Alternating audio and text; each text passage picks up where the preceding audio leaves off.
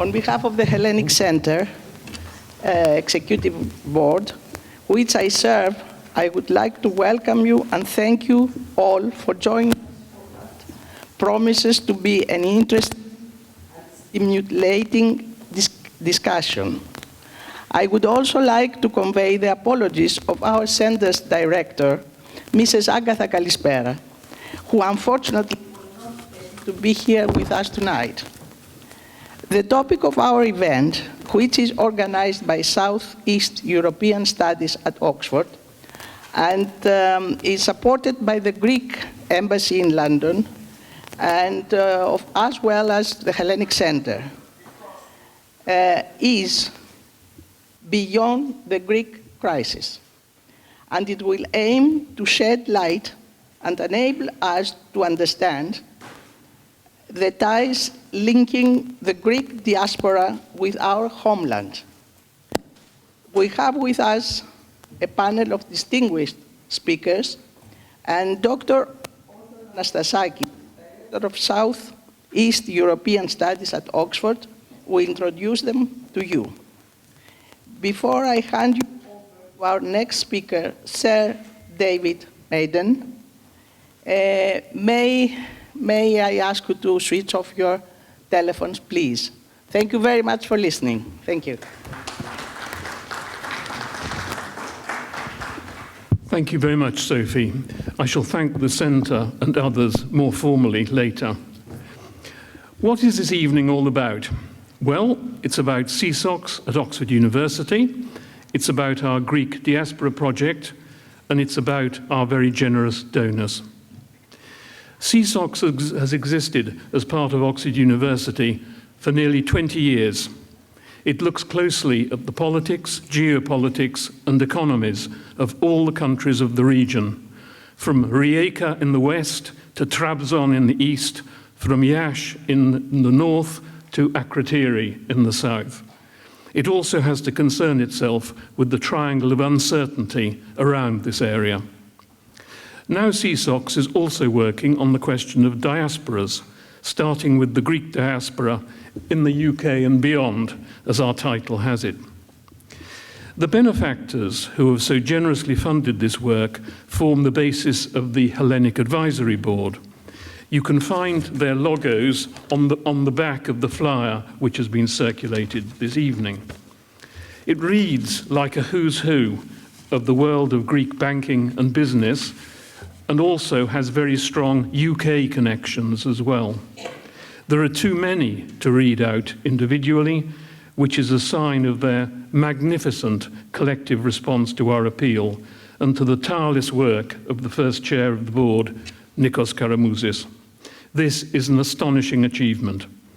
On the front of the flyer, there are those who have contributed so fully and in various ways to this evening: the Hellenic Center, the Greek Embassy, and the Ambassador personally, Odysseia, Hellenic Gourmet Limited, and Stasis. Just to explain, this evening is divided into three parts. We start with 4 introductory speakers who will add their words of wisdom, and I shall introduce them in turn. The panel will then address different aspects of the diaspora.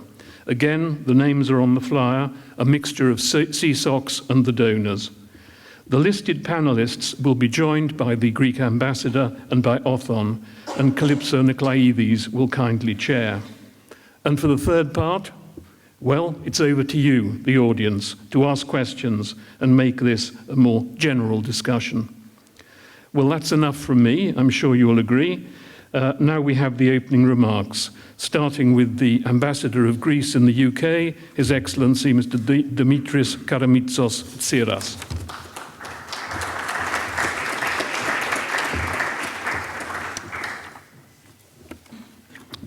Thank you, Sir David.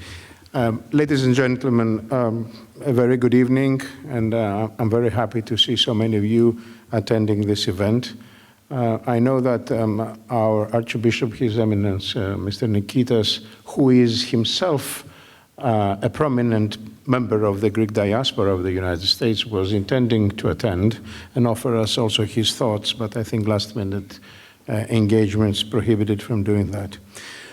I want also, before I say a few words, to thank and congratulate SEESOX and the team for completing the first phase of this far-reaching project, about which you will hear later, which is a crucial project, but also sensitive and complicated.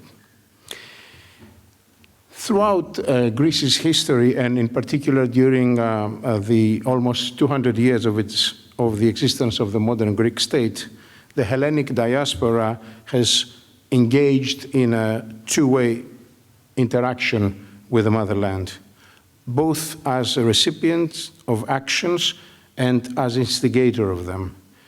This cycle of constant flow between the motherland and the diaspora centers around the world has proven to be a wealthy flow of inspiration and a real lifeline for both. The international conjuncture today is of critical importance.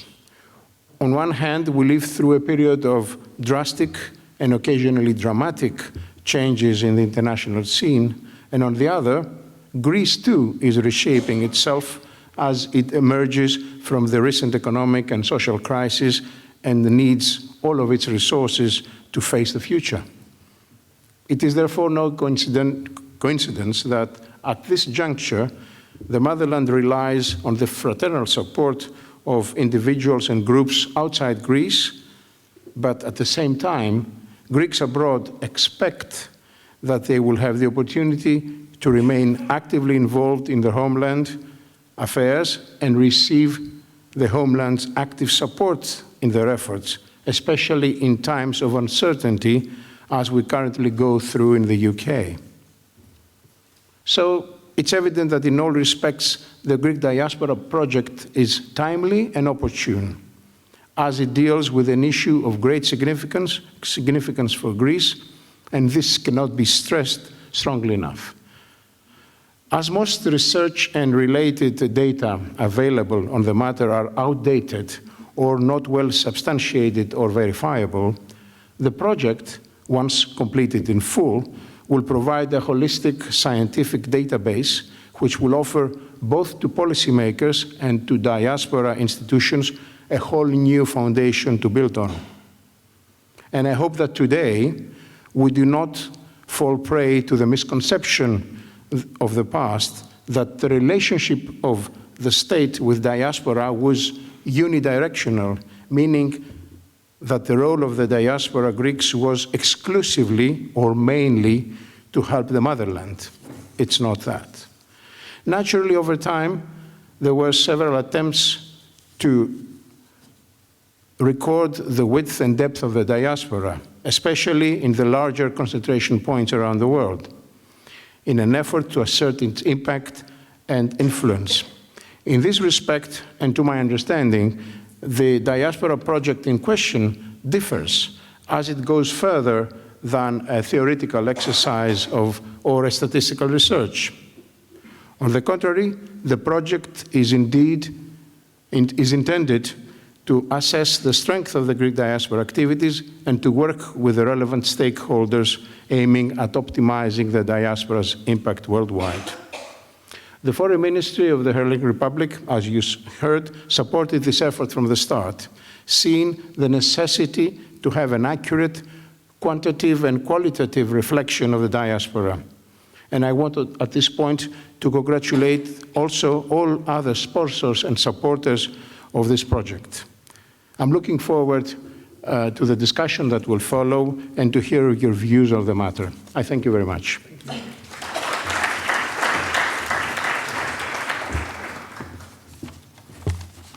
As the Ambassador mentioned, His Eminence the Archbishop of Thyatira and Great Britain, Nikitas, is not able to be with us here this evening, but he kindly sent Father Chrysostom, who is the personal representative of the Archbishop, to speak on his behalf. Please come to the podium. Good evening, ladies and gentlemen. As you already know, His Eminence could not make it due to his overwhelmed program and other prearranged commitments. But he asked me to deliver his apologies. He wanted to be here, but he cannot. And also his congratulations for this excellent meeting with distinguished speakers and guests. He was an immigrant himself. He immigrated at his early age from Greece to the United States, and then he came here after visiting some other countries all over the world. He served as a bishop in Hong Kong, I think, for some years, and he felt in his flesh all the challenges and the difficulties that we, as members of the diaspora, every one of us can experience. And he struggled to maintain the old with the new, the Greek identity with all the challenges of that a new culture in which he lived in involves. And doing so, he is very much aware of all the importance of this meeting to address the contemporary reality of the diaspora and the significance of dealing in a more systematic way and to find ways to establish a connection of Greek diaspora in all over the world. He wishes the best to this meeting, and his prayers is for that too. Thank you. Thank you very much. Thank you very much. I will now ask Mr Nikos Karamouzis, the honorary chair of SEESOX Hellenic Advisory Board, to come to the podium. Thank you, David. Your Excellency, Ambassador of Greece, distinguished guests, I'm delighted to welcome you at the first chair of the SEESOX Hellenic Advisory Board and to have the privilege to contribute and support the birth and maturity of a very original project, which during the last years has developed into a major program with rich research output and high visibility. The name Oxford is synonymous with academic achievements, an institution where knowledge, expertise, and deep understanding of the issues are taking center stage. I consider myself to be a bridge between the donor community and the educational sector, represented by one of the best universities in the world, to show how private and public partnership can produce high achievements.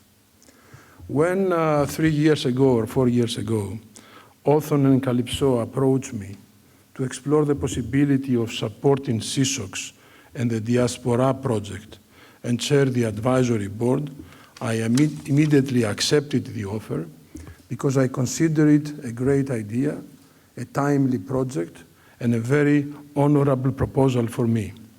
I'm a strong believer in corporate social responsibility, especially for corporations and donors to support consistently high-quality research with social and policy implications, and we have only a responsibility to promote the broader national interest in Greece and abroad.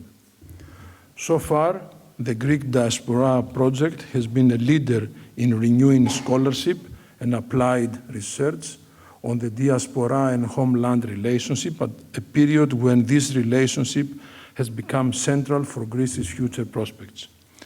Today, as perhaps most of you know, the new government has raised hopes, expectations, and optimism that at the end they will dare to implement much needed reforms, especially in education, health, the judicial system, and public administration.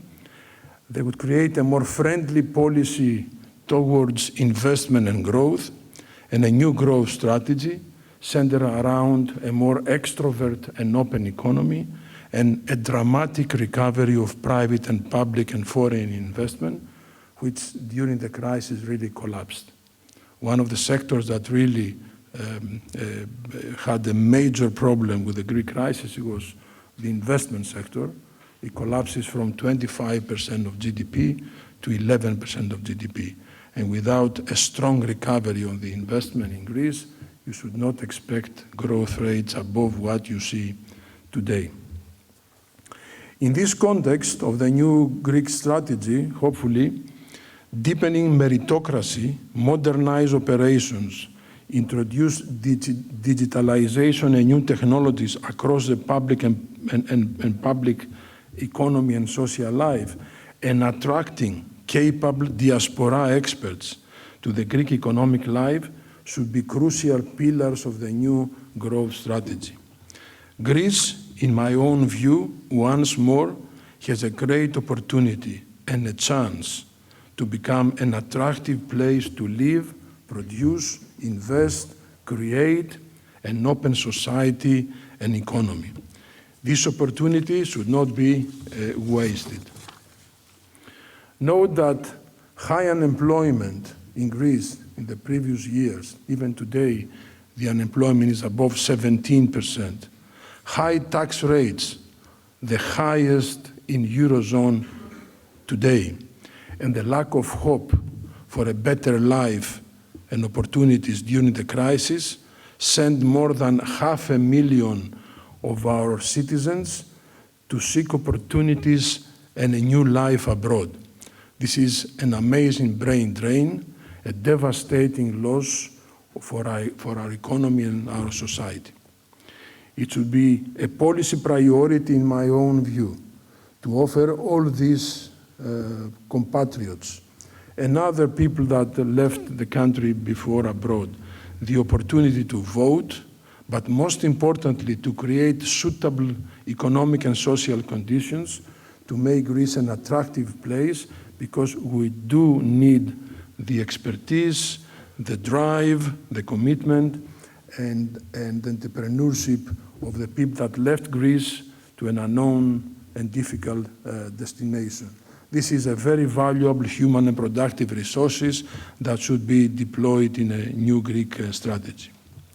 Finally, after 3 years as a chairman of SEESOX Advisory Board, and after the successful launch of the Hellenic Advisory Board and the end of the first phase of the program, I have decided that the time has come to step down from the chairmanship, but remain a member of the board and a committed member to help the program grow. I'm a firm believer of a rotating chair in these public life offerings, in this type of activities, and we should offer the opportunity to other colleagues to lead and contribute to this great project.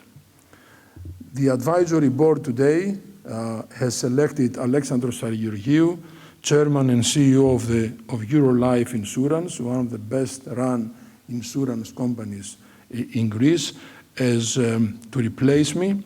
This is a great choice, which is the full advisory board endorsed and supported. Alexandros would lead the second phase of the project of scaling up and further expand this project. In closing, I would like to thank all the donors for their support all these years. Without their generosity and active support, this project would never have taken off. And they supported this project in difficult times, in years that Greece was in deep recession and during the crisis. So we should recognize that they stood by the project, they stood by us, and I'm really thankful that they were convinced to help in this endeavor. I would like also to thank all the SEESOX people for their cooperation, friendship, and devotion to the project. And it was a privilege for me to work with Othon Anastasakis, Kalypso Nikolaidi, David Madden, Julie Adams, Mr. Kamaras, Mr. Pratsinakis, and Mrs. Kalainji, all forming a very powerful team at SEESOX, and we wish them every success. Thank you very much. I appreciate it.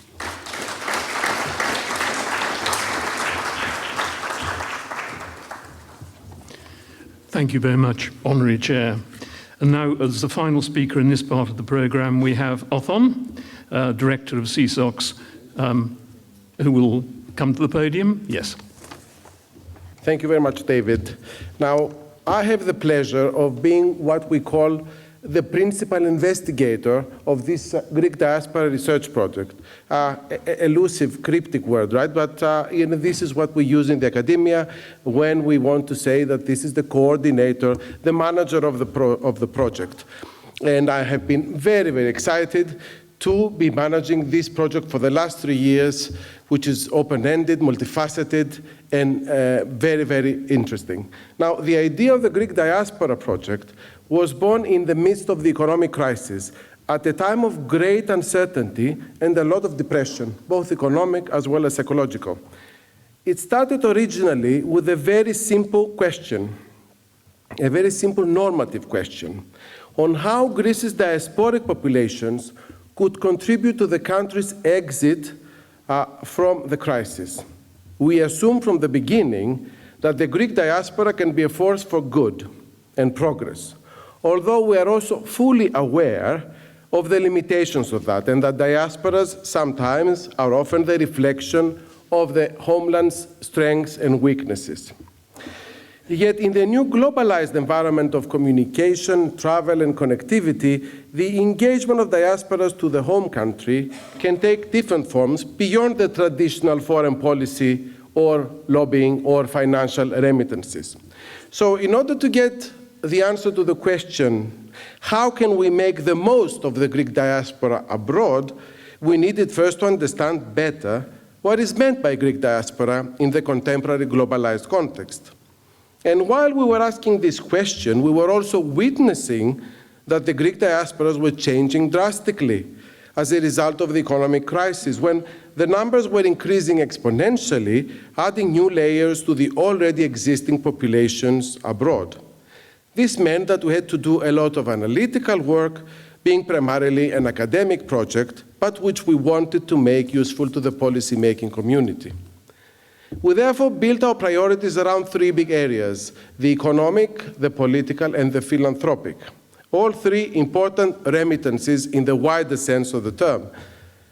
Thanks to the generous funding of the donors who believed in our project from the beginning, many of whom are present today, we built our team in the UK, and in cooperation with colleagues in Greece, Australia, the United States, we kicked off this very ambitious agenda. During the course of our work, our analytical prism was affected by the notion of crisis. And we asked questions such as, how has the crisis affected outward migration? How has it redefined economic relationships? Has it affected philanthropic giving, and for which sectors? How has it transformed political engagement between diaspora and homeland? And these are the issues that we will be presenting today.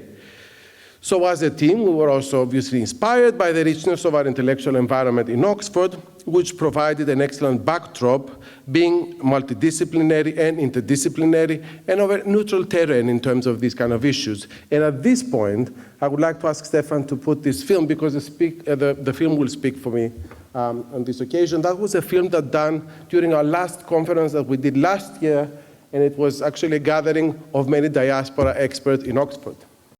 The SEESOX Greek Diaspora Project is global, it's huge, and it's very, very encompassing.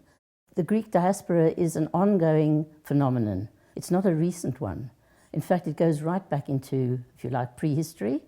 The Greeks established settlements throughout the Mediterranean in periods before the historical records. Initially, we thought Oxford is a new place for Greeks to settle in, but actually, there are records of a coffee house under college that was established for Greek students of theology.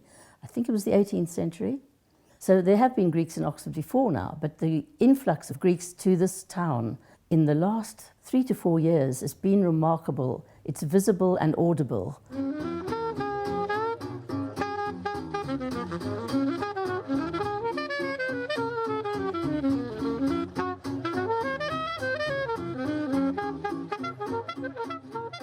Oxford has a tradition in Greek studies. The College of St. Anthony, as well as the University of Oxford, has been a very, very natural space for us to continue the study of Greece.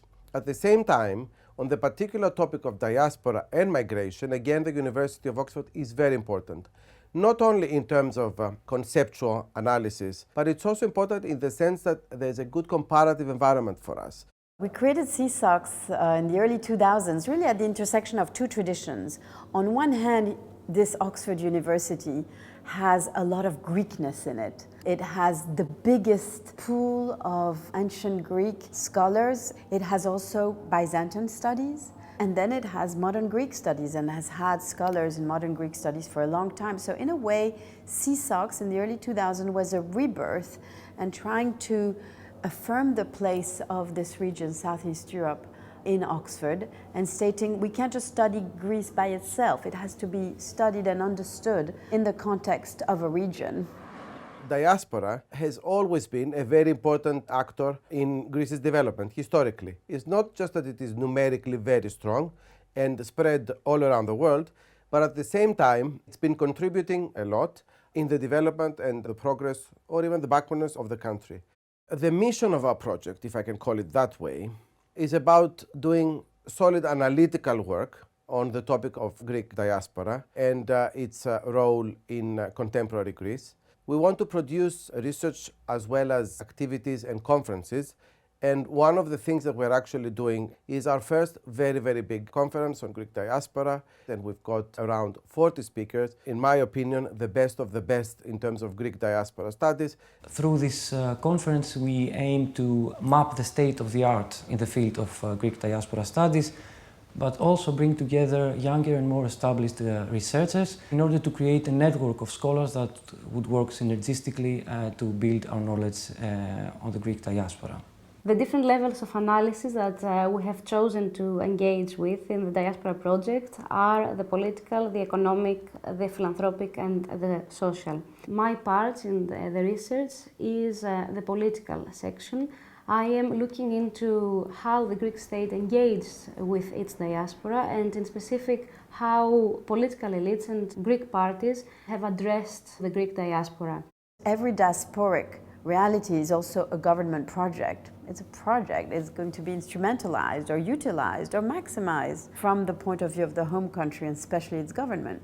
But at the same time, the other way around, there is agency, there is willingness to act on the part of the diaspora members also, or at least there's a spectrum of willingness, a spectrum of attitude that are also irrespective or related to the attitudes from the homeland. It's important to be able to produce some policy relevant information that could hopefully be useful to various departments in Greece, to diaspora groups, and be a little bit more normative as well. And by normative, I mean what should be done and what can be done in terms of this relationship between diaspora and homeland Greece. In this particular case, I'm not interested in typologies of diaspora. I'm not interested in how certain individuals identify themselves in terms of diaspora and diasporic consciousness, although this is very important. One of our main deliverables is a Greek diaspora map, which is actually the digital representation of the Greek communities abroad. We have been given certain data from the Ministry of Foreign Affairs, which we managed to recategorize. This gave us the ability to see the profile of these communities, like for example if they are religious or cultural, and at the same time see if they have a certain connection with Greece, like for example where the members of these communities come from, if they come from the Peloponnese or if they come from Crete, etc., etc. My own research within the project primarily focuses on the study of the new Greek emigration, particularly within the context of free movement in the European Union. I'm studying migration decision-making, the socioeconomic trajectories of migrants abroad, feelings of belongingness, the development of transnational ties, flows of remittances, but also the impact of migration on relationships, families, and the future plans of the migrants. And of course, here in Oxford, we're a bunch of scholars, academics, and we are studying the diaspora as an object of study, although we ourselves are part of it. But we're also really interested and passionate in trying to hear as many voices from Greek groups, Greek individuals, communities from around the world, and we're working with our friends in trying to build an interactive map where people contribute their voices, and we already have wonderful elements of it, but we really hope that anyone from around the world watching this will want to be part also and take part and send their message to us so that we can boomerang in to the rest of the world. That would be brilliant, so we want to hear from everyone.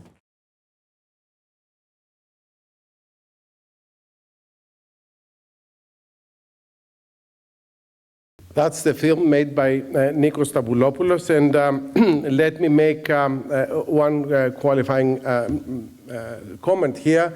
We don't actually, circulate in Oxford dressed in gowns like you saw at the beginning. That was a very special day, which is called Insignia, when Oxford gives honorary degrees, and then they have this this party where we have to wear our gowns. And just to follow up on Calypso's last point in this film, since then we've been joined indeed by more and more scholars. We have developed a rich output which you can find on our website. We have come up not always with solid answers, but with some interesting and original findings and tentative conclusions and recommendations on some of these areas. And before I stop myself, I would like to thank the Diaspora team, which has been at the heart of the project: Calypso, Manolis, who's the deputy coordinator of the project, Fotini, Kira Gartsou-Katsougianni, Marilena Anastasopoulou, Irina Lapsina, Lambrini Rori, Eli Paleologou, René Hershon, Paulo Serodio, Ezgi Basaran, Mehmet Karli, Dorian Singh, this is the team in Oxford. Last but not least, David Madden, and Julie Adams, who is the administrative heart and soul of SEESOX. She's sitting here. Antonis Kamaras, one of the founders of the project and of the idea, and our representative in Greece, Anastasia Kafe, Nikos Taboulopoulos, Stavros Argyropoulos in Athens, Theo Paraskevopoulos from Germany, Harry Phil Theotokatos, he's here from Australia, he's doing research for us from Australia, Nick Igniatovic in Amsterdam, Katerina Lagos and Yorgos Anagnostou in the US, all of whom have contributed to make this project a global sensation. And I would like to thank Nikos Karamouzis once again. I look forward to working with Alexander Sergegiorgiou in the next phase. And now I will pass the baton to my lovely friend and colleague, Calypso Nikolaidis, who is the chair of SEESOX. She's been an inspiration for this project and for other SEESOX projects. And Calypso has also written lately her book on Brexit, Exodus, Reckoning and Sacrifice, in case some of you are interested in her story, which relates to Greek mythology. Thank you.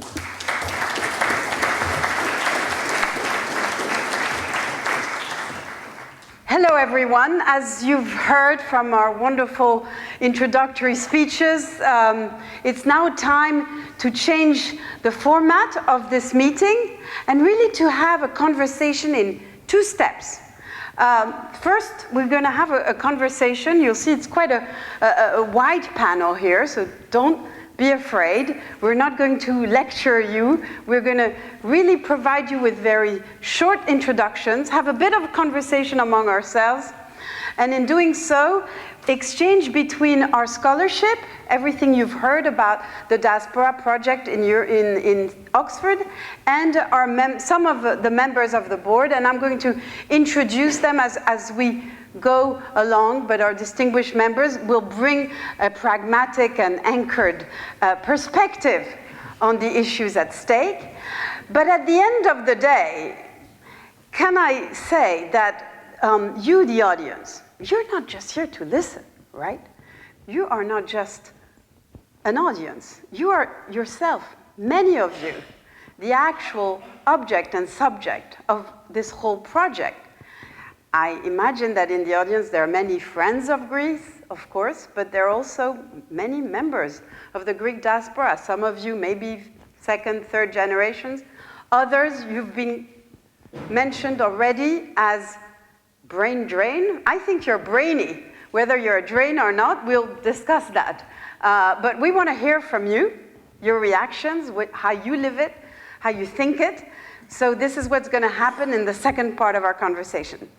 So to get us started, I will turn back to Manolis. Manolis has already been introduced, so doesn't need to be introduced, or an Asses Fellow at Oxford. And Manolis, you've worked on this big wave of movement in the rest of Europe from Greece due to the crisis. And as Othon was reminding us, the crisis itself is a contested idea. Please tell us more about this wave and how it relates indeed to the issue of brain drain. Is it all about brain drain? What else is going on? Absolutely. So the crisis has triggered the resurgence of large-scale emigration from Greece. And it led to what may be categorized as the third major outwave of emigration from modern Greece. The first having taken place in the end of the 19th century up until 1920s, and having the United States of America as its prime destination. The second one taking place in the post-war era up until the mid-70s, and having the Northwest European states as prime destination, but also Australia and Canada. And interestingly, since then, emigration from Greece was very limited, especially in the years before the crisis, preceding the crisis. The Greeks had one of the lowest emigration rates in the European Union. And according to a number of surveys, Greeks were recorded to be among the least positive towards long-distance mobility. Obviously, this drastically changed after 2010, which is the year that we see emigration starting to increase, and increase rather exponentially, one may say. So up until now, as it was mentioned, the total outflow of people is estimated to approximately 500,000 people. And to this number, 400,000 Greek citizens, because to this number we need to add an equally high number of migrants in Greece that also left Greece in large numbers, being also impacted by the crisis. From these 500,000 people, approximately 400,000 are currently living abroad, because obviously when we speak about flows, we may double count people who go, return, and go again, and this number doesn't take into account return, right? So the accurate number currently should be around 400,000 people. And the vast majority of this new wave has as its destination European states. And I really think that we need to conceptualize and assess and understand it in the context of the freedom of movement within the European Union. If the second emigration wave took place in the context of bilateral agreements, it was regulated by them, or through unofficial ways. Currently, it is done spontaneously by people exercising the right of freedom of movement, settlement, and work within the European Union. So it is not only that the freedom of movement shapes the actual destinations, but it also determines the large scale that migration has taken place. And the second characteristic, I think, the most characteristic of this new wave is related to what you asked, Calypso, and is the fact that a large number of this migration wave concerns people of high educational attainment. And in fact, this is possibly the most commented aspect of this migration in the public discussion in Greece. And obviously it is related to concerns that this out-migration of a highly educated workforce may bring the Greek economy into a cycle of underdevelopment. And in that sense, brain drain itself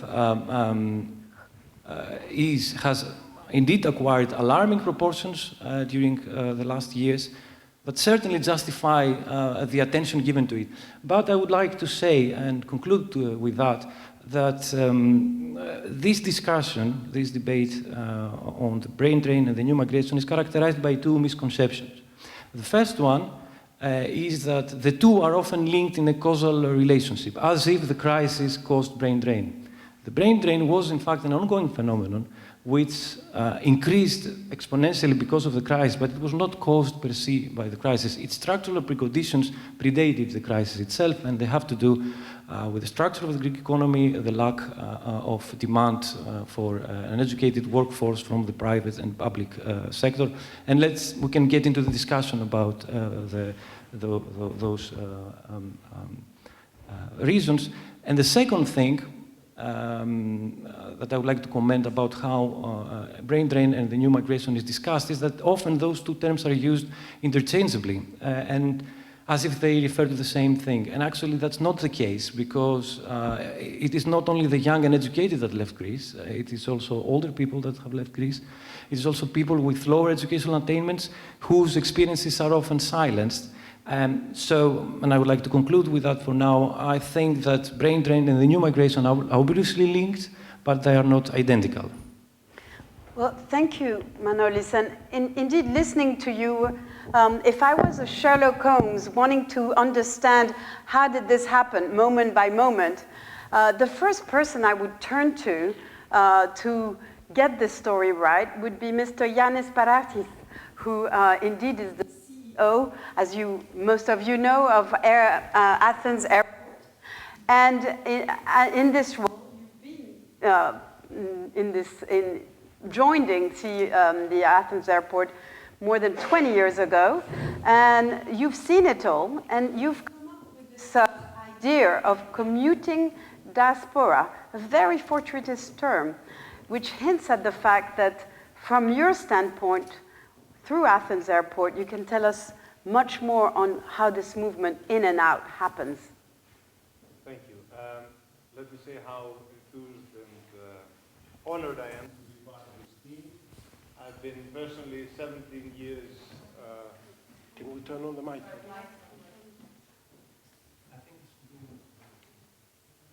Better now? Yeah. Okay, thank you. So I've been out of Greece for more than 17 years, and I've tried 2 times to come back. The second landing was more successful. So I feel very close to the diaspora issues, and obviously we as an airport, as a serious business, the first thing you need to know to do is understand your customers, your clients. So since 2001, when we started operating the new airport in Athens, we started surveying our passengers, and with demographics and their priorities and their way of travel and the likes. So if we... Does this work? Point 2. Ah, okay. All right. Let's move forward.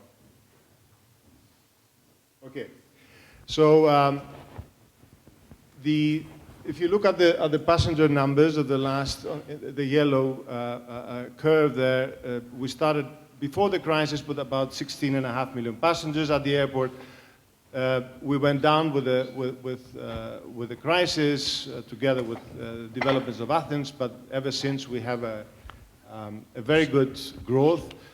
We ended up last year at about 24 million passengers. When we talk million passengers in our language, in aviation, obviously somebody who comes or lands at the airport at some point, he goes back again, so we count individuals 2 times as enplanements. So when we talk about individuals, we mean about 12 million people. Now, these people, when we ask them what their residence is, you see that 7 million, about 60% live outside Greece and 40% within Greece. So if we look at the people that live outside Greece, obviously some of them are foreigners, as we call them, and some of them are Greeks. Now, in our work, when we measure what we call diaspora, we ask for the prime citizenship. So we don't apply a wide definition of diaspora. It's a more practical operation, a narrow definition. These are all Greek citizens living abroad. Now,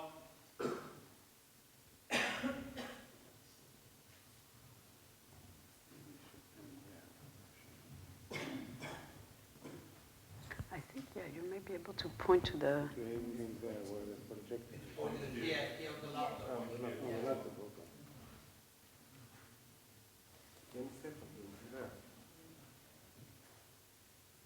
Okay. Now, the Greek diaspora, which we can measure in terms of trips that they perform, individuals that travel to Athens, was somewhere in the order of 200, 250,000 and grew to 300,000. And you see here from 2007 to 2012, we had a modest growth of about 4% a year. And then we measured something which was pretty weird. This curve went up on a yearly basis at about an annual growth rate of 12%, which we couldn't easily explain. At that time, we didn't know what was going on. And then we realized that obviously there is a new element of diaspora which has totally different ways of looking at the motherland. Through the liberalizations and the low-cost travel in Europe, they have a totally different behavior compared to the traditional diaspora. And only within 4 years, this number of diaspora trips doubled. And you see that now, in the last 2 years, since 2016, and this is the case also for 2019, we see a flat development. Potentially, we cannot explain this yet, but potentially it means that the new diaspora slowly adopts the behavior of the old diaspora. And by now, we know that... If you can point there.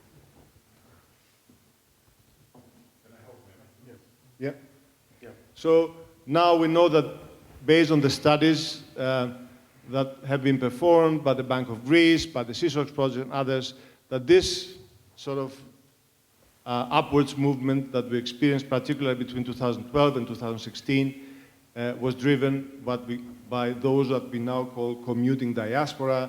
They have a totally different travel behavior. Those that travel, they travel about 5 times a year on average to Greece. So it's a totally different behavior to the traditional diaspora.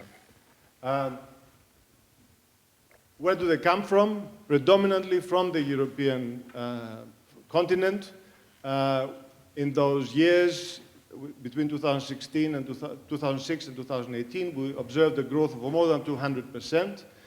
And the more opportunistic, let's say, diaspora in the Gulf is the one that shows the highest growth, both in terms of number of the diaspora itself, or the Greek citizens working there, but also in terms of travel.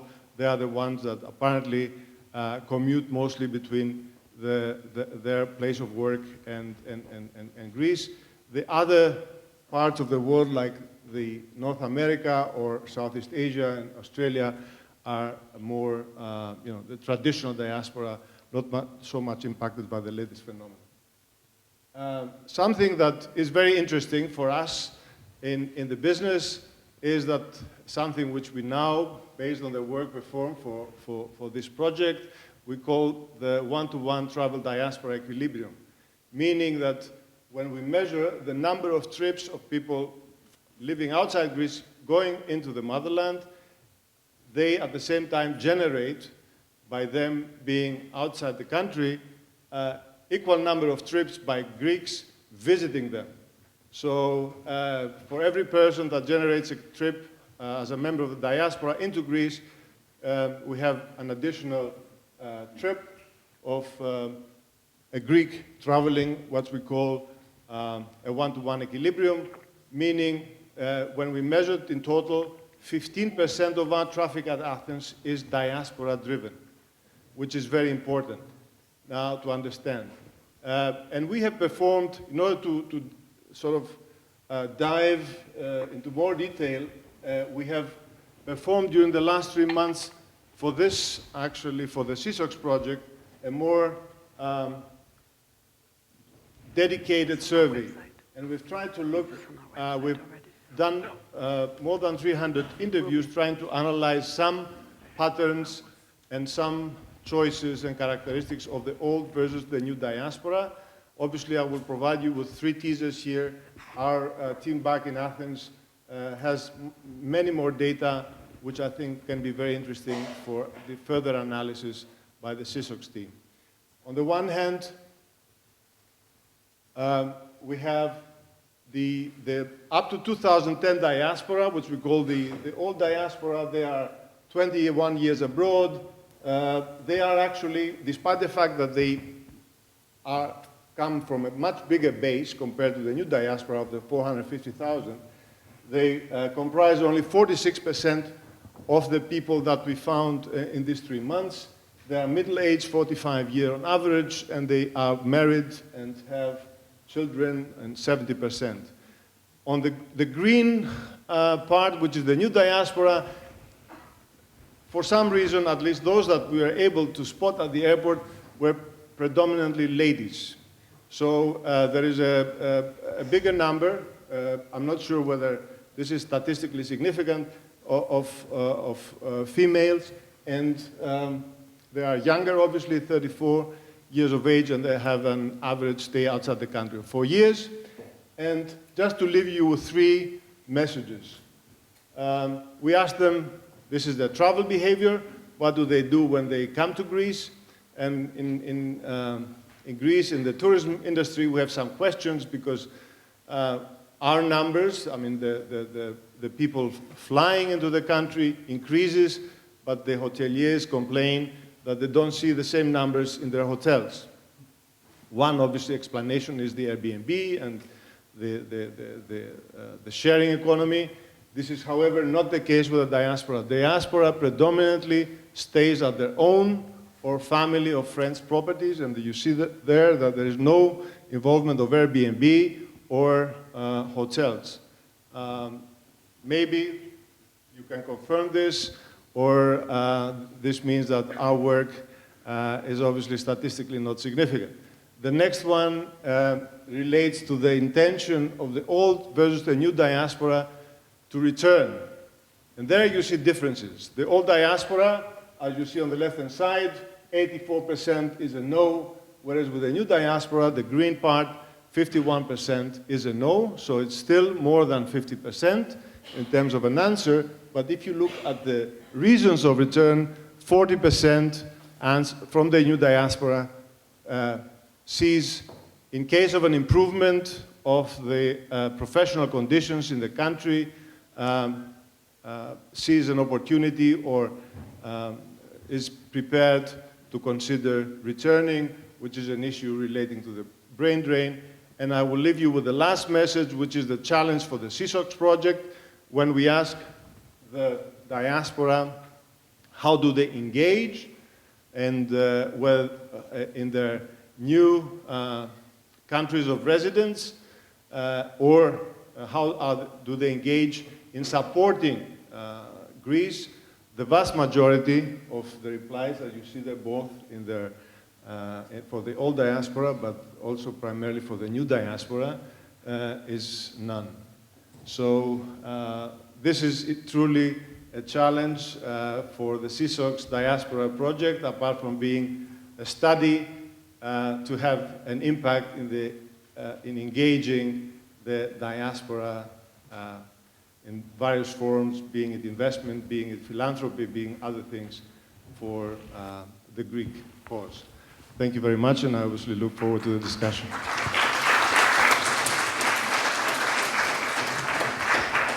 Well, thank you, Yanis, and also for sharing a kind of paradox with us, which is that here's this new diaspora, which itself commutes and goes home so much more, and yet engages so much less, apparently, from this very unique standpoint that you have from Athens Airport.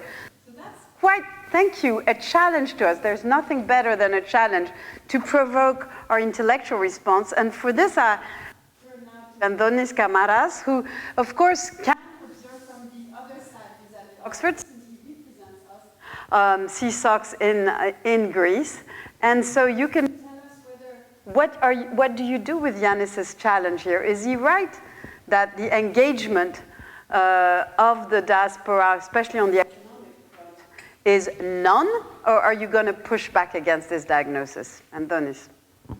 Well, in the economy, numerically speaking, very few entities and individuals can have an overwhelming impact. So we can really often, when we're looking at big investments in Greece, You see people who obviously are extremely wealthy, who are willing to make a bet in the country, who originate from the diaspora.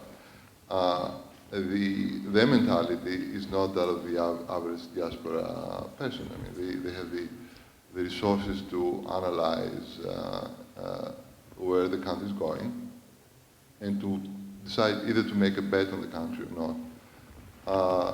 And having said that, we also need to consider the fact that Greece was very much an economy which was it was not highly competitive internationally. So when the country went bankrupt, the capital that was accumulated in Greece also, to a very significant degree, was destroyed. So where is the money? The money is in the diaspora, because the diaspora operates in jurisdictions which are much larger than Greece, or operates on a global scale in a way that most of our Greek corporations and businessmen do not. So the diaspora, either people who are owners themselves of major corporations, or individuals who have very high management positions in multinational enterprises, to the extent they believe that Greece will be promised in the next 10, 20 years, obviously they can mobilize resources for the benefit of the Greek economy, which can be immensely important.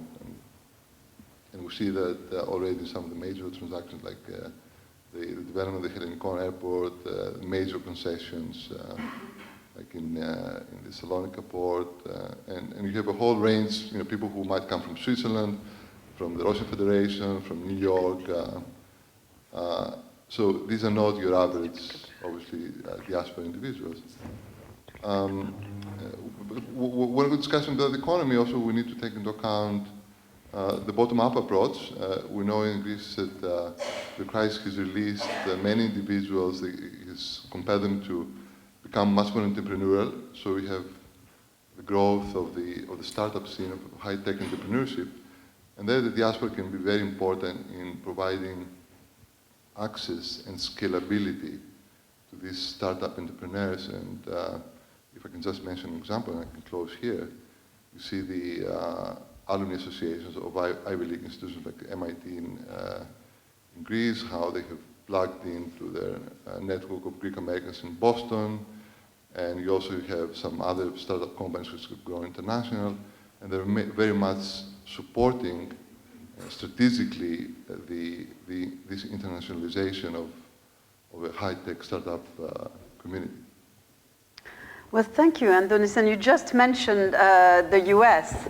And so perhaps it will be very illustrative to then turn to really a personal experience. And I'm now turning to Alexandros Arioriou, who indeed, as you've all heard, is our new chair of the Hellenic Board of SEESOX, and we welcome you in this role. We're extremely honored that you've taken up this role. In your day job, you are chair and CEO of the Eurolife Insurance Group, and we know that you've spent a lot of time, many years, 10 years in the US beforehand. So can you share with us what was that experience as a Greek working in the United States, and what made you decide to come back and to be part of this returning diaspora, and what are the lessons that you can share with us? Thank you, Kalypso. First of all, let me say that I'm deeply honored not only to be here, but to have succeeded Nikos Karamouzis at the chair of SEESOX Advisory Board. It is a tall order to succeed Nikos at anything, but especially now here, he has done a terrific job in a very difficult period for Greece. And I think we're now entering a new period with the economy turning the page, with a new government, and so there's a lot more to be done. So thank you, Nico, and we'll try to build on what you've started. So yes, indeed, I bring the perspective of from the US, yeah, let me share with you my personal story very, very briefly. So I left at 18, seeking better educational opportunities in the US, where I studied and then I stayed, worked. So in total, I spent the first 16 adult years of my life in the US, basically in New York. At that point, there was a significant, we had forgotten about Greece, both my wife and I, except there was a unique opportunity in Greece. This is 1992. And as I say, I was lucky enough to return before the party. So I enjoyed the party coming back and then the catastrophe. But had that unique opportunity not presented itself and it was just something by chance, we would not have returned. But as I was thinking about my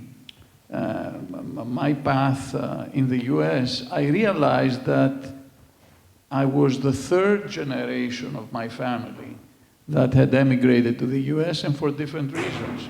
So in the early noughts of the 20th century, so 1906, 7, my grandmother's generation had emigrated to the US, the typical grocery store, diner, etc., etc. My mother's generation emigrated to the US, some members, her brother, went to a good university, became very successful businessman. Their children are Greek Americans, or as I prefer to say in some cases, Americans of Greek descent, doing well for the most part. And then I emigrated for studies, and my daughters now live in the US. They went to study there, and they live permanently in the US.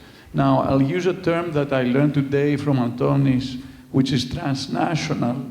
I think I am transnational because I pay taxes on both sides, I have houses on both sides, and I commute a lot across the Atlantic.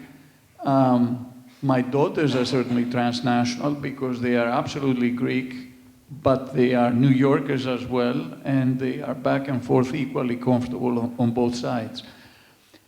All these, in having talked about these experiences, I see three categories of Greek immigrants, at least in the US. One is the pure economic immigrant who, in the US, to use the stereotype, has a very successful diner, is making a lot of money. His life is the US, the local community in the US, and he goes back to his village or his town in the summer and hopes to retire there. That's all he's looking for from Greece, possibly to retire there. The second is the transnationals, the people who went, I'm not talking about the crisis here necessarily, but studied, good studies, maybe have a job on Wall Street or are professors at the university. To them, as I see it, Greece is there, they feel very comfortable with Greece, but there's not much that's interesting there. There are no private universities in Greece, and here I'm talking to academia. You know, I recently went to Cyprus, and I was very impressed by what I saw there. So if I'm in academia in the US or in the UK, I don't know how many opportunities, what opportunities would present themselves for me in Greece. If I work at Goldman Sachs, you know, I'm looking at Greece, the pay is not there, the opportunities are very limited, things are small, so maybe, but, you know, there's not much happening there. And then the Greek Americans of the second, third generation, or Americans of Greek descent, to them, Greece is yaya and papoose of some summers, and maybe Moussaka Day, where, you know, I would not go, but, you know, some people who see Greece as folklore would go. So these are three different categories of the diaspora.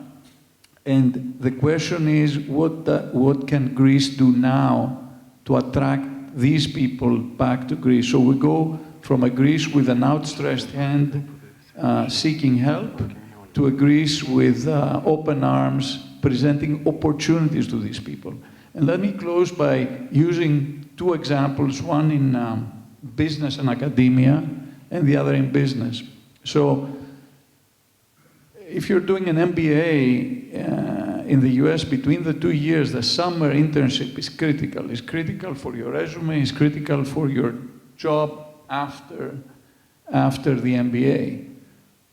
So yes, maybe you're going to get a job at McKinsey or Goldman Sachs, but then other people go to other countries and do interesting internships. Whenever you hear the list of these countries, and I'm on the board of a university in the US, so I'm sort of familiar with the situation, Greece is not there. Yet you hear Turkey, you hear Portugal, you hear countries like that. So I'm saying, and my company is trying to do it, by the way, we have programs which work with a major university in the United States, where people do work for us, therefore realize that there's this medium-sized, by world standards, insurance company that is civilized and is the same as if you were anywhere in the world. And now we're trying to entice some students to come do a summer internship with us. We do plenty of those in Greece with Greek students, but the question is to entice foreigners to come. And of course, the prime candidates among foreigners are Greek descent people. The other point is, and I guess, again, a 60-second case study. There's a startup in Boston, a former startup that does artificial intelligence and machine learning, established and run by a brilliant guy who just raised $600 million. This was his second tranche. So this is about $1 billion company now. This guy is, having met certain people in Greece and having understood that there is IT talent in Greece that is economical and very able, is thinking of setting up his European hub in Greece. I will say that IT outsourcing, the #1 country is India, the #2 country is Cluj, Romania. Okay, so if it can happen in Cluj, why do we have great IT people working in London, in New York, all over the world, and not finding jobs in Greece? Why can't we attract these companies to come and create some jobs? Now, for this to happen, I think we need a government that is business-friendly and a government that is outward-looking. And I think the new government at least has started giving very good signals in both those areas. And I think the work that we do here, you do at SEESOX, can be instrumental in developing policy proposals that could then hopefully turn into real policy, both in economics and in social areas. Thanks. Thank you, Alexandros, for drawing on your own experience to remind us of what we're all saying in one way or another, which is that there's not one holistic diaspora, so many different profiles. We already heard it from Yanis and Manolis and Andonis, and except the one exception I would say is I can testify personally that you can both be from the academic diaspora and a Moussaka fanatic. So I conflate your categories. I'm sure I'm not the only one. But you mentioned that at the end of your conversation, your intervention, indeed, what we all know, new government, diaspora friendly, but what does it mean? And for what reason? This is not about altruism. It's about political interest. And so this is the issue of the day, diaspora voting. Why should the diaspora have a vote? Who thinks the diaspora should have a vote? Why? Which political parties in Greece have taken what stance? And what do we think about it? So, Othan, I'm turning back to you to answer this difficult question. Or at least to get the debate started, because you can't give us a final answer. I think that's a better way of putting it, like get the debate started, because the issue of vote is particularly crucial today, and it's been also for the last 2 years, but it's also part of the wider political engagement of the diaspora and how it kind of sees and relates to homeland politically. And we all know in a historical sense that diasporas have been very active, especially in the United States, in issues of foreign policy, Greek-Turkish relations, the Cyprus issue during the military junta back in the 60s, 70s. So we've seen some political activism coming from communities in US or Australia. Now, the recent wave of migrants, the 400,000 that Manolis referred to, they have put the issue of vote very much at the center of attention. There are two schools of thought, basically, and roughly speaking. One is the inclusionary school of thinking, which says that Greek citizens abroad, those who are Greek citizens, they should be facilitated to vote, because according to the Constitution, Greek citizens, wherever they are, they have the right to vote. So it's an issue of how you facilitate them to do it and not have them pay those very expensive tickets in order to go to Greece and vote. There is the inclusionary, and then there is the exclusionary. Those who say no, they shouldn't vote. There are many reasons for this. They say that those who believe that they shouldn't be allowed or facilitated rather to vote is because they're abroad, that they're not connected with the internal affairs of Greece. Why should they choose the government when they live outside? Why the dual citizens should have, voting here and there? Are they the true Greeks in terms of their own identity? Do they feel more Americans or Australians? So these are issues that actually at the societal level that are being seriously discussed. And in terms of the inclusionary approach, that is actually the degrees of support here, in the sense that there are questions such as who from diaspora should vote, whom should diaspora vote for, and how would they vote? Now, these are three very, very important questions that have been also troubling the previous political elites, but also the current, in terms of who. It's more straightforward to say that those Greek citizens who are already in the electoral role should be facilitated wherever they are. But then, who are the other Greeks that you should facilitate? I mean, the second and the third generations, and ones that Alexander said that don't feel as much Greeks. Should they be facilitated to vote? So that's a very, very, the most difficult question, actually, who. And the second question is, what do you vote for? Do you vote for deputies of the electoral district in which they're registered? Do you vote for a general electoral national list, or for a separate ballot of candidate members from the Greek diaspora community? And this is where also the political parties are currently divided. The third question refers to whether this is a postal vote, is it a vote in consulates, is it a vote by delegates, is it an electronic vote? So all these are very, very important questions. And the issue of vote is actually important in two ways. First of all, it is an issue of human rights, because you don't want to have first-class and second-class citizens, the ones that can vote and the ones that are not allowed or not facilitated to vote. And the second is political considerations. And that has been all along the problem with political parties, in that all of them actually cannot deny that they should facilitate Greek citizens abroad to be able to vote, but they never actually legislate that. And that has to do with political cost considerations and the fact that they cannot operate with this unknown outside abroad electorate and constituencies that they cannot either offer them clientelistic, or other services. So that is a very, very important consideration that has not allowed this issue to sort it. At the end of the day, we need to think of this right to vote, first as a right of the Greek citizens to be able to vote, and secondly, we can also think of it, those of us who are in favor, as an instrument to make those Greeks abroad, even those who are not that interested in Greece, actually to make them much more interested and politically engaged in the affairs of the country. Thank you, Othon. I am sure you will provoke reactions from the room. And actually, I already had my own personal reaction going back to Alexandros' story about the artificial intelligence entrepreneur. Why don't we ask him to devise an algorithm so we can take a test to decide how Greek we feel, and therefore whether we should have the right to vote back in the homeland? That could be kind of creative, right? But before we go to him, I want to turn back to our ambassador and ask you what you make out of this. When you talked to us earlier, you referred to your lifelong experience engaging with various diasporas, and here you are now in London. How do you see the state of play?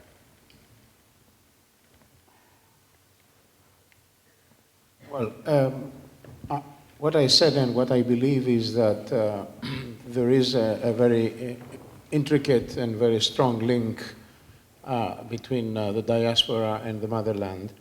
But additionally, there is common interest in this relationship. We live now in changing times, times that provide many opportunities, provide technology, provide ease of contact. So the interaction between the motherland and the diaspora can be easier, more effective, and actually it doesn't need to be reinvented, but it not just needs to be enhanced. But it's a mistake to expect that there should be some norms, some plan that must be devised from the government in the motherland to organize the activities of Greeks in the diaspora. This is a mistake for two reasons. One, because the diaspora in itself, the associations and organizations have the capacity of doing that for their own interests, which are of dual meaning, a national interest, but only their own local interests. And second, because this is a partnership. It's not in one way or a one-dimensional relationship. So it has to be two-way. Now, in this big, wider picture, voting is one element. I think, if I may make a comment on what I heard so far, there is a misconception, and I think it's mostly unintentional, but in cases it is intentional, about whether voting is the right and since there is no mechanism to vote, that this right is abused. First of all, this right is enshrined in the Constitution. So there is no way that any government can abolish it or unless the Constitution changes.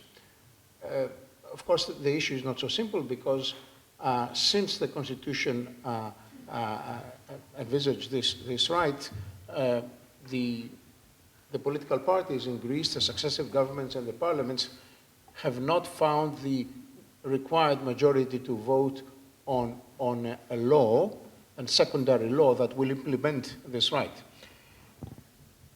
The reason is not, again, simple. It's not a matter of political affiliation that we assume that the diaspora has. There are serious technical parameters that have been faced by other countries as well. You know, there are basically, Greece is one in the minority of countries that has not a mechanism of voting, although it recognizes the right. There are countries that do not have that. The question is equally complicated for countries that have large diasporas. And there are some criteria, and this is where the difficulty begins. The criteria have to do with what sort of involvement the diaspora has in politics in the homeland, and how you can determine that. Other countries choose a length of stay abroad. So over continuous stay of some years, you're not allowed to vote anymore. The Americans do that, the French do that. And the Brexit referendum, if you had been 15 years... Yes. Other countries choose, decide to choose how much you're involved in your own country by how much vested your interests are in there. So if you're taxed in your country, obviously you have a right to vote because you can determine your future. But if you're just Greek, you have the nationality, but you've never been involved in any interest in Greece, maybe you should not. So all this amalgam of criteria is what is really of concern. After 2 years, setting up an inter-party committee to decide on the parameters of the law, the new government has put a proposal that's been discussed. Actually, as we speak, I think there is a meeting of the heads of the parties tomorrow in Greece to find a common ground and proceed with a law that requires a high majority. That's why it's been not voted on. And I think rightly so it requires a high majority because this prevents every government to change it.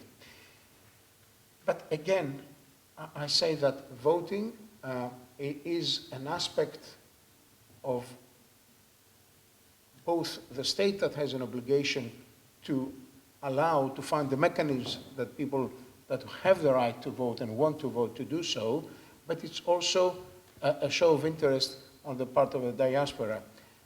And I don't know if this is a measure of interest, but as you know, there is an exception that although we don't have voting of Greeks abroad, we have the voting in consulates or embassies around the world on the European election, the European Parliament elections.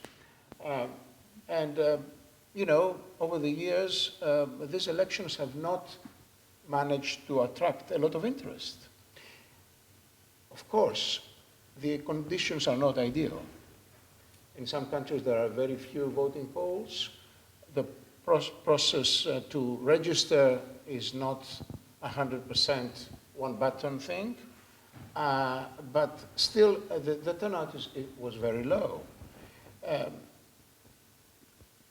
And these are usually, as it happens in Greece, politically sensitive elections. It's not that people are disinterested about the European elections, which happens in some countries of the EU.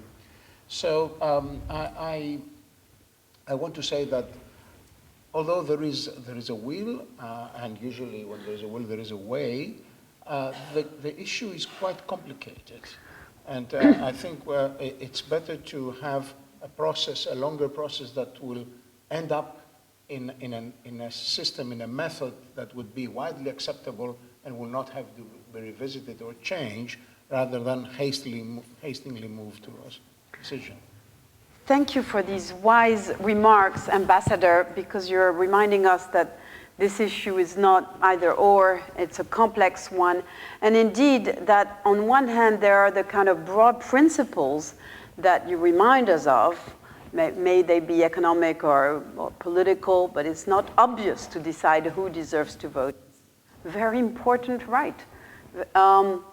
But can we all agree, too, that as political parties and individuals, politicians, make up their mind about this issue, it's not only based on these big principles, but they also look at their projected interest. And in this sense, you heard in the film that Othon presented earlier, that we've developed this amazing digital map. And we believe in the team that the map will become increasingly relevant as parties will try to map out and understand the characteristic of the diaspora and basically ask, will they vote for me or not? Let's not beat around the bush. So to give you a bit of more sense of what we did with this map, I now turn to our Leventis research officer, Fotini Kalanzi, who you've met already in the film, and who's going to say a few more words about our digital map. Thank you, Calypso. So one of the focal points of our projects in SEESOX is the analysis of the interrelation between Greece and its diaspora throughout the prism of economic, political, and social criteria. Therefore, it is essential to create a network between the people in Greece and those living all around the world, but also between the diasporic Greeks. This led to the creation of our digital map and a later stage interactive. So not only does it serve as a record of the Greek presence worldwide, but also it provides a platform for communication for the global Hellenism. In other words, it constitutes a digital bridge between the homeland and those abroad. What is important is that by making the diaspora aware of its worldwide organizational expression, it enhances also the ability of the diaspora communities and actors to coordinate between themselves and the homeland entities. In this sense, our map is a unique, openly accessible tool. We have about 4,000 organizations and associations, categorized with a variety of criteria, such as religious or economic or business, etc. And our aim, of course, is to enrich this data. And already we have been kindly donated all this data by the Ministry of Foreign Affairs, the Ministry of Education, Onassis Foundation, and the Center of Greek Language. So the construction of the map not only serves the purposes I already mentioned, but also it helps us as researchers to make qualitative and quantitative analysis and be able to answer questions regarding the profile and characteristics, but also the evolution of the Greek diaspora. And lately we have upgraded our map, in which we will show you in a very short video how to use it. If I could have the video, thank you. The Greek Diaspora digital map serves as a record of the Greek presence worldwide and also provides a networking tool for global Hellenism.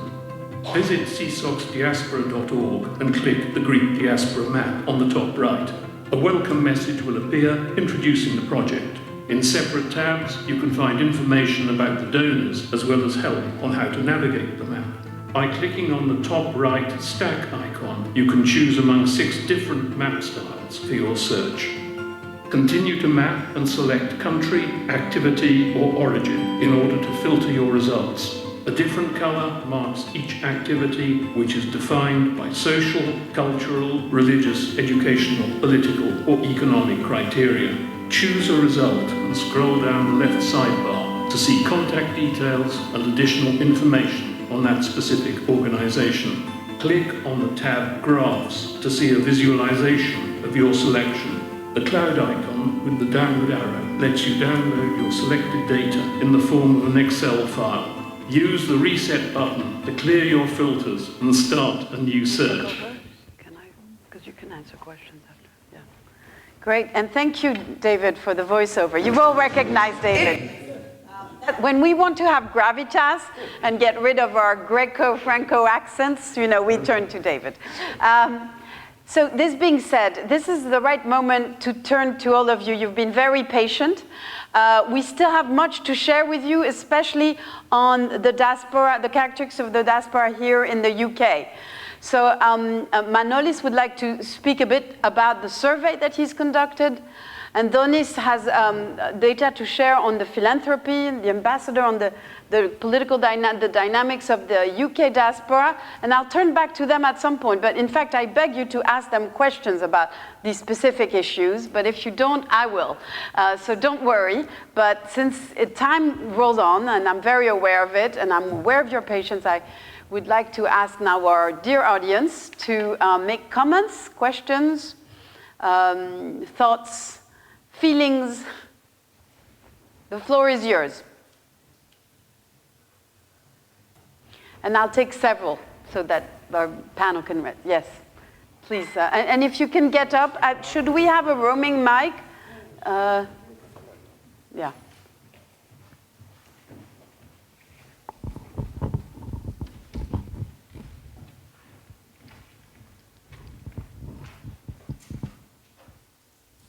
No. Thank you very much for your colorful presentation and the panel for all the details they have brought to light. I have a question going back to the voting, which our ambassador brought up and mentioned several details. Now, if I understand it right, and I've been a diaspora Greek for the past 50 years or so, in order to vote, you have to be registered in the voters' registry. If you are not registered in the voters' registry, you cannot vote. So those of us who wish to travel to Greece and vote will do so, and nobody is going to ask us at the voting station if we are Greeks who come from England or France or diaspora Greeks or whatever. We just vote. The criteria of who votes from those who do not take the trouble to travel to Greece in order to vote, but are registered in the voters' registry. We're not talking about those who are not registered in the voter registry because they don't count. So then, those who don't go back, whether because they live in faraway places, or they're not interested, or they're very busy with their businesses, whatever, they don't go back, will have the right to vote, or could have the right to vote according to the new law that the government is about to pass through, and so will vote from a distance, either by e-voting or by postal vote or whatever other way. If I understand well what you just said, there are two kinds, there's just one kind, I'm sorry, of diaspora voter. The one who is registered in the voters' registry but cannot go back to Greece to vote. Right. Is that the case? Can you give us your name, please? Michael Moskos. Yeah. Thank you. Please say your name when you ask a question, and I'll take the question in the back, behind you. Yes? Yes? I'm David Edgerly. I'm not Greek, but my wife is. 2 points. What percentage of the diaspora has Greek passports? Right. What would you guess? Well, Ambassador? What percentage? Well, okay, but you... Okay, we will respond in a moment. Okay, because I'm registered to vote in America, and I vote with an absentee vote. Now, as Michael said, I'm registered in a specific state, in a specific town. That simplifies things, because if I weren't registered there, I couldn't vote. But being registered, so I think we're in danger, as far as Greece is concerned, of overcomplicating it. If you are registered in a small town in Greece, and you happen to be overseas, I don't see what the objection to voting is. And my question to the passports relates to voting, because if you're a Greek living in Canada and you don't have a Greek passport, well, you don't have a right to vote. It's that simple. You're not Greek. But the other hand is you want to increase the engagement of the diaspora with Greece. I cannot think of a better way of doing that than letting them vote, giving them an interest in what happens in Greece. Because right now they have no interest, or they have an interest, but there's nothing they can do about it. So what do? They opt out. Well, thank you for starting us saying it's all very simple, but then you've just complicated it for us. I would like to say that we did have a lot of talk on the new wave of the diaspora, and mostly that the average age was 34. So I'm looking at average age, early 30s or even 20s in the room, and I would like to hear from this wave, the new wave of the diaspora too. It would be very interesting to hear your viewpoint, the younger generation. Younger generation and a woman.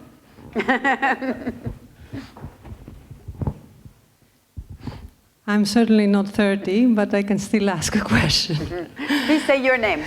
My name is Lida Modiano. I'm a diaspora member in the last 4 years, so I'm a fairly recent diaspora member. So before I congratulate you all for your excellent work, my question would be more or less on whether you explore a key dilemma related with the diaspora in your research. We all know that diaspora brings some sort of value back to the motherland, and I was wondering whether you measure how do we bring more value by seeking this brain gain or by trying to keep the diaspora members active where they are, wherever, in whichever country they are. So is this something measurable? And when I say value, I do not only mean economic value, but other qualitative aspects of this value. Right. Turn to the ambassador first. There are 2 questions on voting, and maybe Orson will have something to add. Yeah, for the second There were 3 questions actually, but I'll try to make a distinction and really not to complicate the discussion even more. First of all, you must know that I cannot preclude what the legislation will be, because this is a draft law. Actually, it's not even a draft law, it's proposals under discussion. But we have to make a distinction about the system that every country has. In Greece, only Greek citizens have the right to vote in the parliamentary elections. This is not the case in other countries. Residents in a country vote as well. This is one point. The second point is, we're not talking about people who are registered to vote. These people are under the current system registered to vote. In theory, the system assumes that they're residents in Greece, although this is not a requirement by law, but so they can vote physically presenting themselves. But if the law changes, and don't forget that the law aims at, as the Constitution says, citizens, Greek voters residing outside the territory of Greece. Εκλογής εκτός επικρατείας, λέει το Σύνταγμα. So, with this, if this law is passed, it means that there will be new registrations in the roll call of the electoral roll call. In this case, the proposal of the government is to have a postal vote, to avoid, of course, the hassle and the complication of having to travel. There might be other criteria on how to register, obviously, but this will require eventually that the registry, the electoral registry, will be reviewed overall, because it has to be reviewed to take away duplicate applications and entries. It's been reviewed anyway to, so people, when they're deceased or overaged, they have the right not to vote if they wish to. So this is an ongoing process. But we're talking about two different systems that eventually will merge into one, because the vote will count equally. But there will be two different systems. Whether attracting interests of people to the motherland by giving them the right of vote is a big discussion.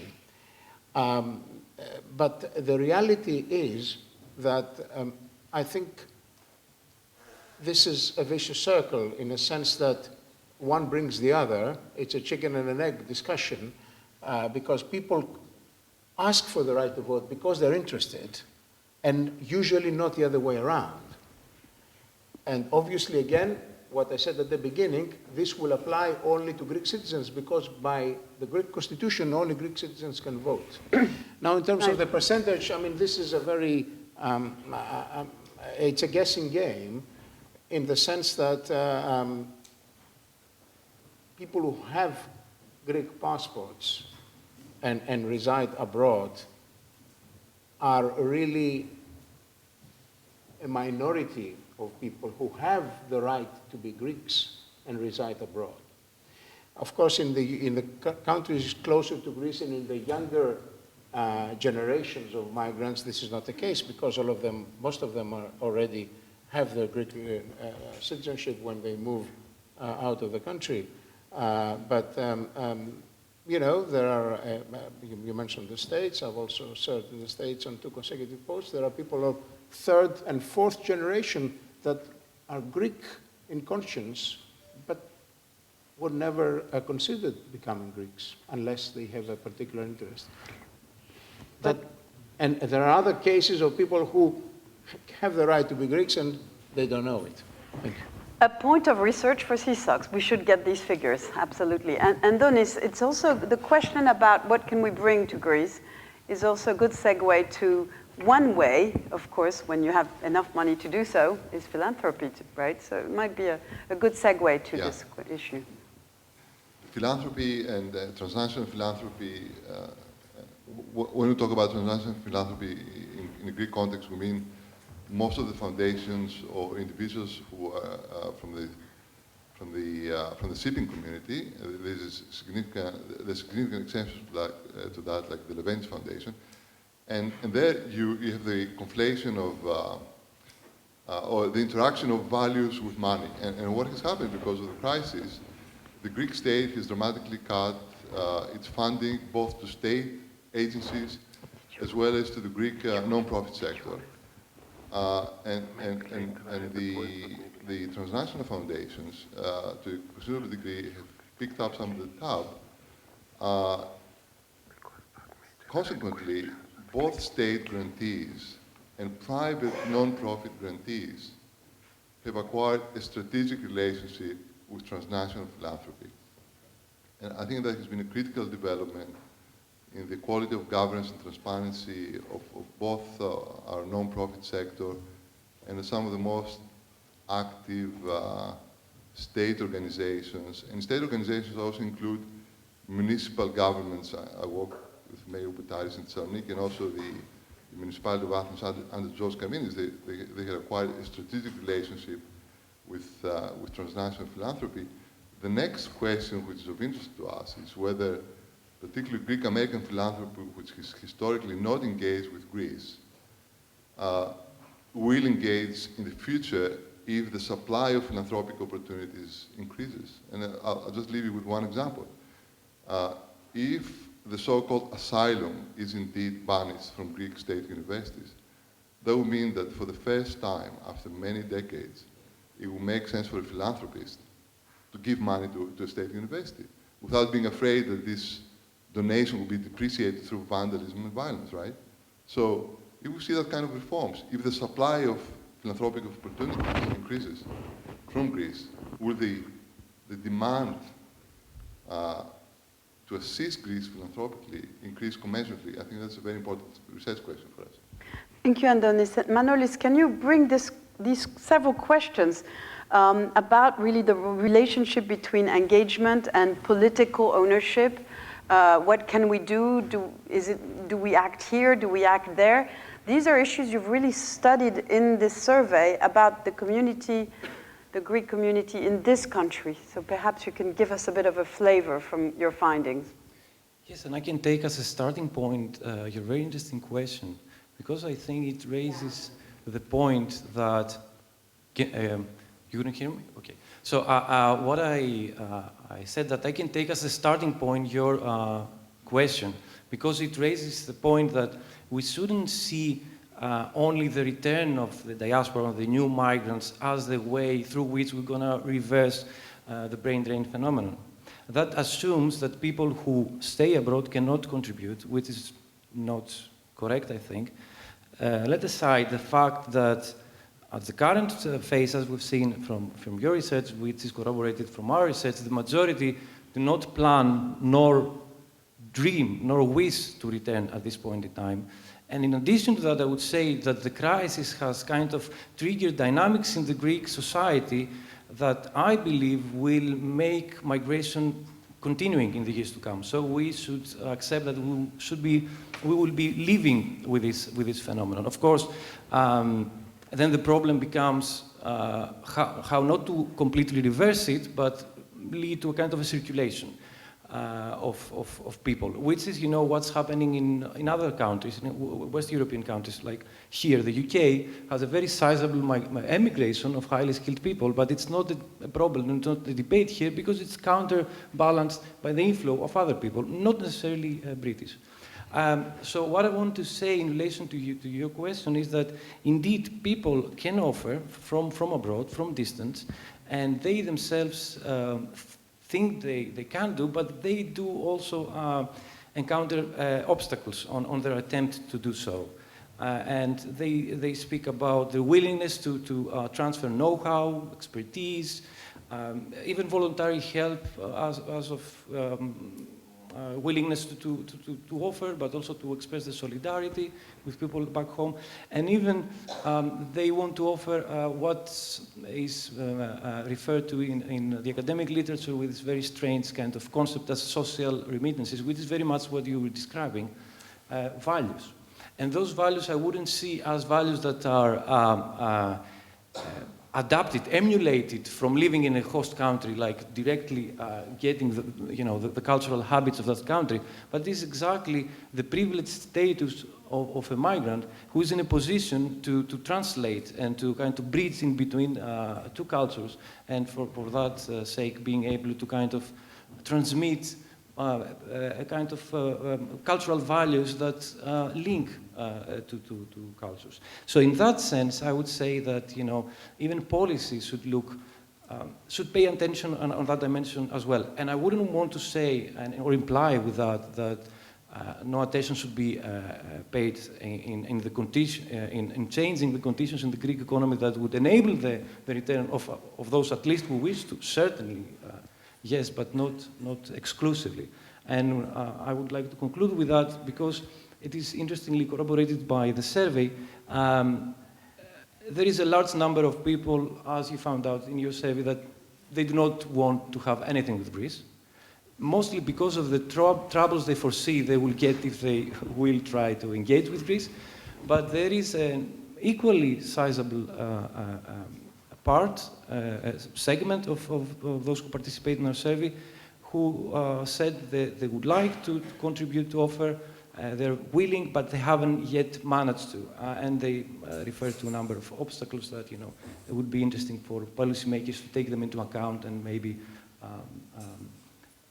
reform certain institutional, let's say, settings that would allow them to contribute. And some of them are much more structural because some people speak about the mentality which is a little bit closed towards what is coming from abroad, which is something much more difficult to change.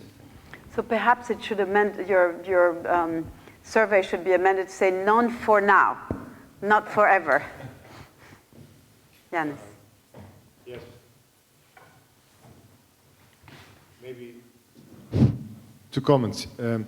I think it is very understandable that the commuting diaspora, the new diaspora, is fighting for survival. They're trying to establish themselves in their new domiciles. They have been actually sent away, or they didn't have the opportunity to stay at home. So there is, I would guess, not obviously based on any kind of evidence or research, but that there is a sentiment of, we want to succeed, we have taken a decision, we have not been able to, we were not given the chances that we deserved in our back home. So it will take some time before Nostos develops and before they will be able to look back with different emotions, I would guess, to their homeland.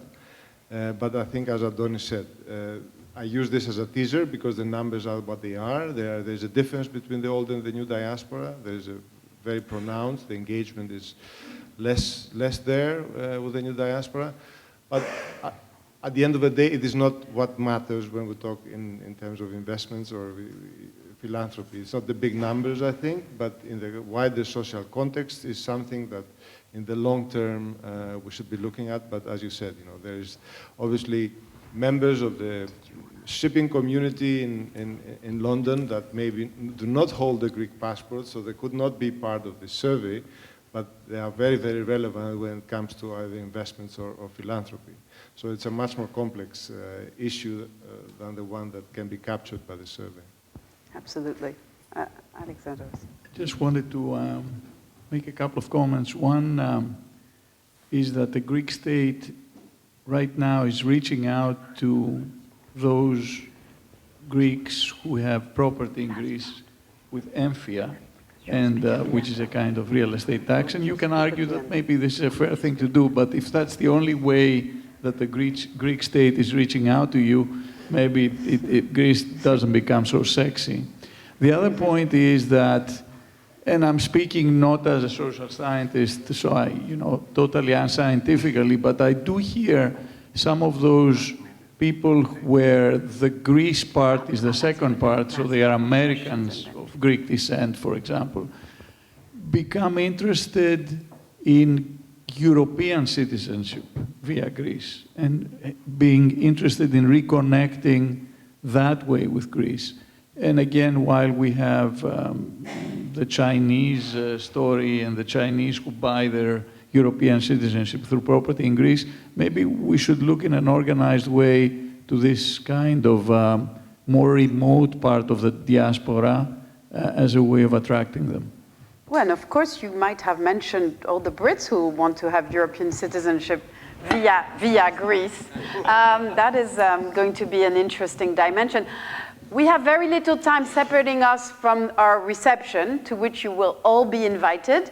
But because we started a bit late, I thought, if, with your permission, we will take a few more minutes, although we were supposed to finish at 8. But we're Greeks, after all, many of us, so we can finish a bit late and take another couple questions from the audience.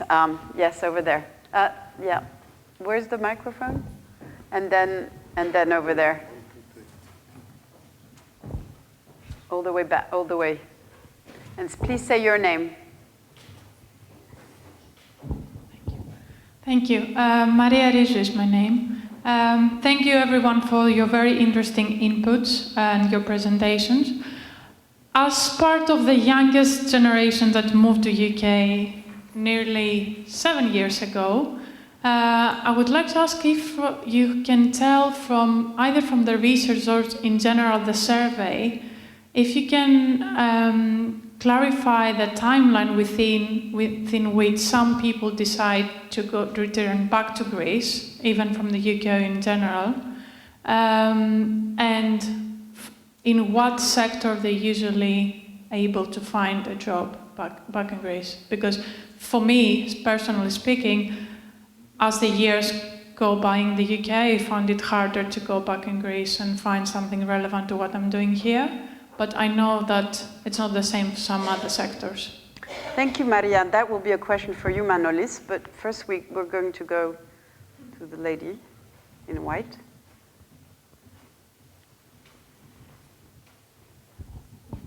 Thank you. I would like to thank you also for your presentations and discussion.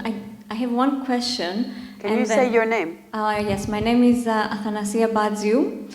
I have one question and then some comments, if that's okay. I'm an academic, like you, I'm a social scientist, and my background is in media communication and law. So as an academic, I would be interested to hear how you collect your data, how you conduct the survey, basically, but we can discuss it after after the questions, if you want. And as a member of the new diaspora, like the lady who just spoke and the other one here, I would just like to say that the people who left Greece in recent years are those who did not have the solutions. I'm referring to the issue of the new diaspora contributing to the country and so on. If all these people had the solutions and the opportunities, I think we would still be in Greece. The reason why so many people left is because they are the ones who did not have the solutions. They are the ones who had the problems because of the lack of opportunities, and that's why they are here. So I think it's a little too much to ask these people to contribute to a country in which they would like to contribute, but they haven't been able to. And regarding the issue of why so many women seem to be leaving Greece, I think that was the result from the research at the airport. I can offer a non-scientific view here, if I may, as a woman who has also left. I think we have the same issue in terms of internal migration in Greece. There are more women leaving the Greek countryside to move to the cities for work than men, and this seems to have to do to be related to the fact that maybe women don't have such a good life in the Greek countryside, and we can extend that and say that maybe it's harder for Greek women to find good jobs in Greece and also to be treated equally. That could be one reason. And another, based on conversations I've had with other women of that age, has to do with creating family. A lot of women feel that it's very difficult to do that in Greece because a lot of men of that age are reluctant to get into serious relationships and marriage and so on, because of the mentality and the way they're brought up that may result in some immaturity, but also because of the economic crisis and the job insecurity and so on. Thank you. That's a great testimony and contribution. And the gender dimension deserves much more thinking. Thank you for your... And there was a third hand that we will take. Yes, another woman from the new generation. Yeah. So thank you very much for your presentation. So please say your name. Okay, my name is Vasiliki Poula, and I'm an undergraduate student. So I've been in the UK for 2 years. And I was wondering to go back to the issue of the vote. So intuitively, it makes sense to claim that more rights might bring more engagement, and vice versa. More engagement might spark the discourse for more rights. But I was wondering whether normatively the one path is more preferable than the other, and to be more specific, for instance, whether the low turnout rate in the European Parliament elections in the UK Embassy of Greece or elsewhere should be an indication of whether the policymakers change the law or not.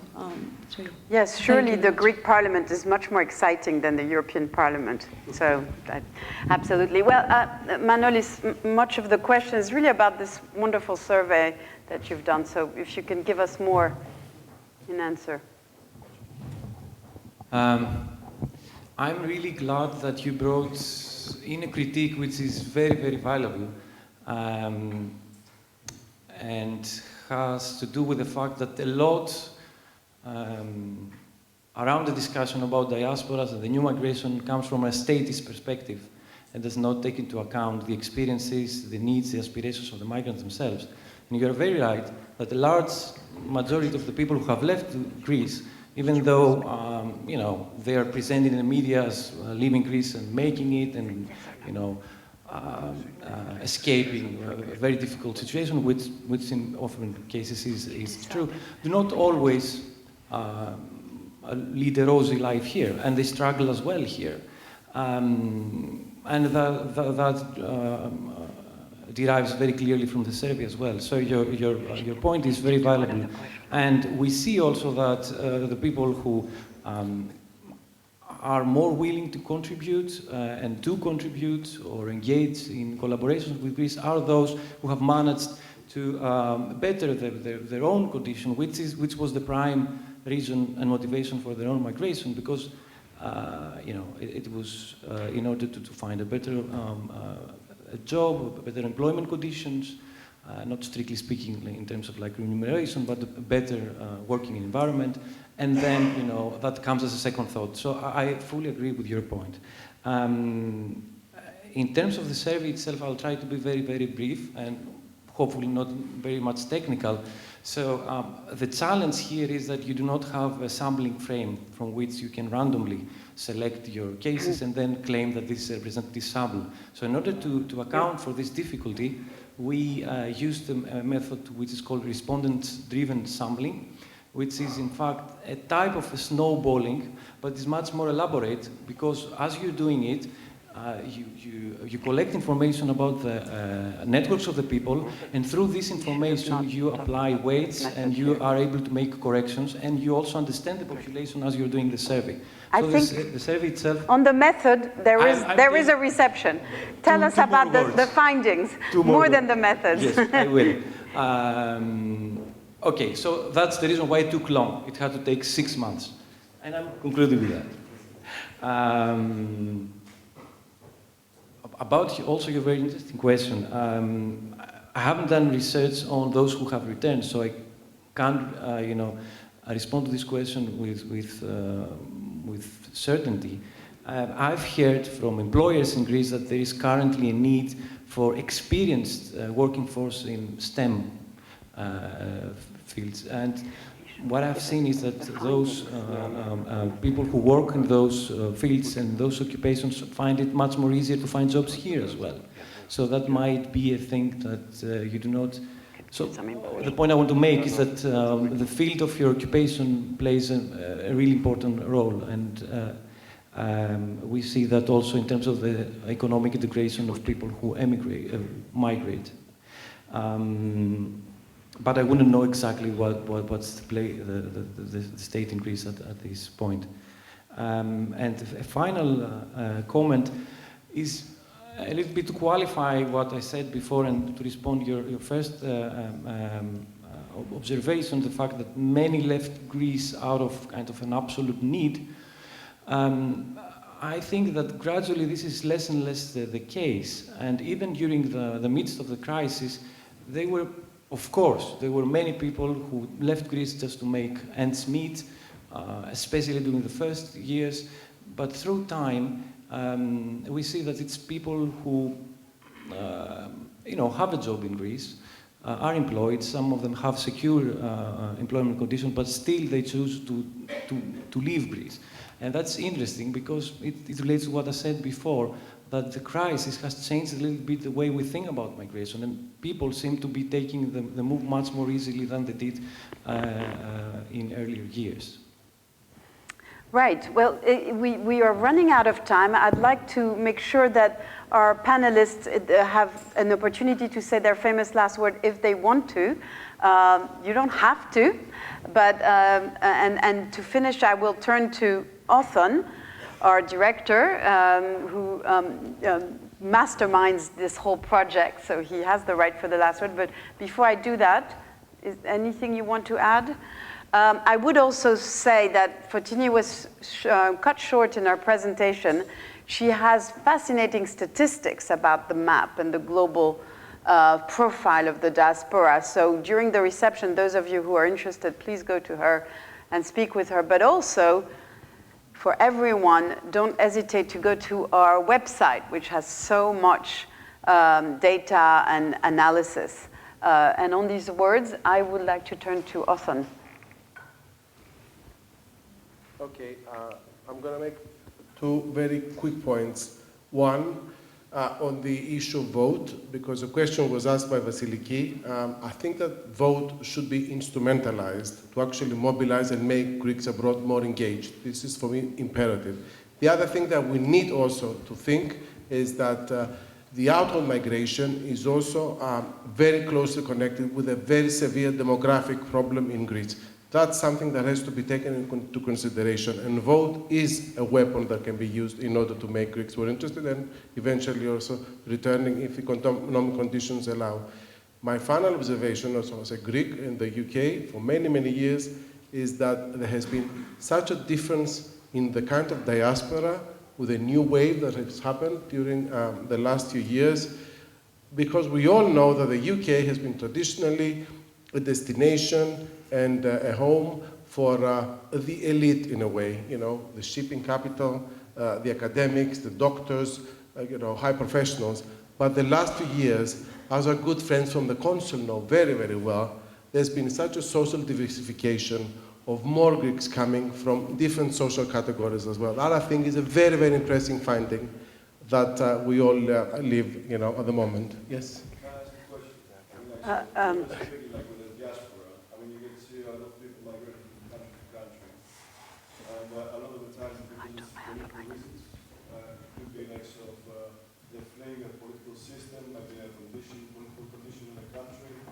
Maybe like of certain scandals that took place in the past.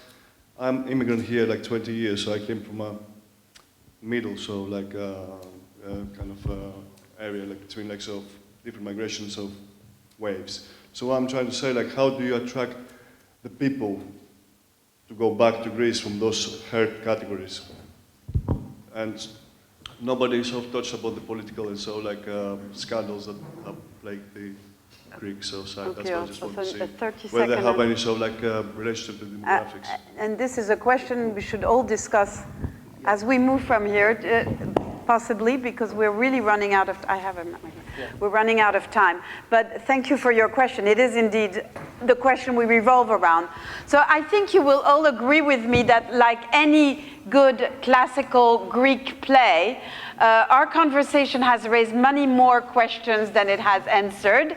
But that's okay, because we will continue the conversation both in the months and years to come, thanks, I hope, to our program on the Greek diaspora. I hope all of you who want to contribute will be in touch with us and also advertise this project to your friends and network on social media in particular. So I really would like to encourage you to do so. But in the very short term, let me first of all say that we are inviting all of you to take part in our reception outside this room. in the room, actually in the back of the room. And before we go and raise our glass to the Greek diaspora and indeed to all of the diasporas of this planet and beyond, when we all go to Mars one day, I'd like to ask you to thank our wonderful panelists for their fascinating contribution. Thank you very much.